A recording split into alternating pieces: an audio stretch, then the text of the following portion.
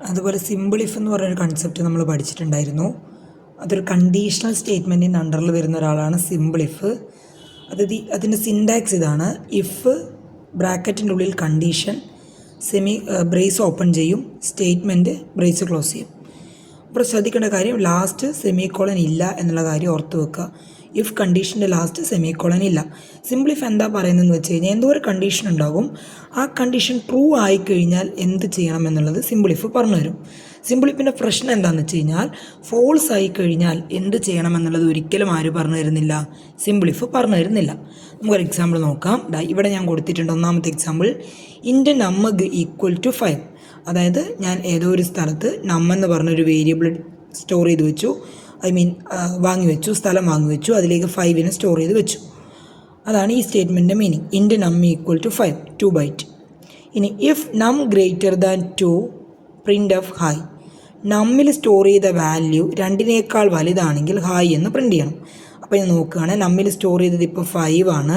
5 greater than 2 ആണോ നോക്കുന്നു. അതെ, 5 2 വലുതാണ്. ഇത് ട്രൂ ആണ്. ഇത് ട്രൂ ആണെങ്കിൽ നമ്മൾ ഇതിൻ്റെ ഉള്ളിലേക്ക് കടത്തിവിടും. അവിടെയുള്ളത് ഹായ് എന്നുള്ളതാണ്. അപ്പോൾ ഔട്ട്പുട്ടിൽ എന്ത് വരും? ഹായ് എന്ന് വരും. എന്ത് മാത്രമേ നമ്മൾ ചെയ്തുള്ളൂ?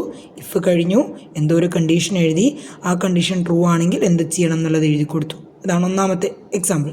അപ്പോൾ ഹായ് പ്രിൻ്റ് ചെയ്തു. രണ്ടാമത്തെ നമുക്ക് നോക്കാം. ഇൻ്റെ ഈക്വൽ ടു 5. നേരത്തെ പോലെ തന്നെ എന്ന് തന്നെയാണ് പേര് കൊടുത്തത്. അതിൽ 5 തന്നെയാണ് നമ്മൾ സ്റ്റോർ ചെയ്തത്. ഇൻറ്റിജർ ആയതുകൊണ്ട് 2 ബൈറ്റാണ് സ്പേസ്. If greater than 10. അത് നമ്മിലുള്ളത് 5 ആണ്. 5 ഗ്രേറ്റർ ദാൻ 10. അതായത് ചോദിക്കുന്നത് 10 വലുതാണോ 5 എന്നാണ് ചോദിക്കുന്നത്. 10 വലുതാണോ 5? അല്ലല്ലോ.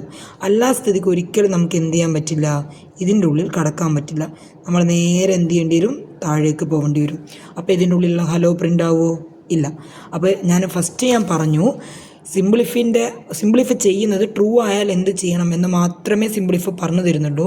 ഇതിൻ്റെ ഒരു പ്രോബ്ലം എന്ന് പറഞ്ഞു കഴിഞ്ഞാൽ, ഫോൾസ് ആയാൽ എന്ത് ചെയ്യണം എന്നാരും പറഞ്ഞു തരുന്നില്ല. സിമ്പിൾ ഇഫ് പറഞ്ഞു തരുന്നില്ല. അതാണ് മൂപ്പരുടെ ഒരു പ്രശ്നം. അപ്പോൾ ഈ കേസിൽ ട്രൂ ആയിരുന്നു, അതുകൊണ്ട് ഹായ് പ്രിൻ്റ് ചെയ്തു. ഈ കേസിൽ ഫോൾസ് ആയിരുന്നു, അതുകൊണ്ട് ഉള്ളിലേക്ക് കയറാൻ പറ്റിയില്ല, ഒന്നും പ്രിൻ്റ് ചെയ്തില്ല. പ്രോഗ്രാമിൽ എററൊന്നുമില്ല, പക്ഷെ ഒന്നും പ്രിൻ്റ് ചെയ്തില്ല. ഓക്കെ. അപ്പോൾ ഫോൾസ് ആയാൽ എന്ത് ചെയ്യണമെന്ന് സിമ്പിൾ ഇഫ് പറഞ്ഞു തരുന്നില്ല.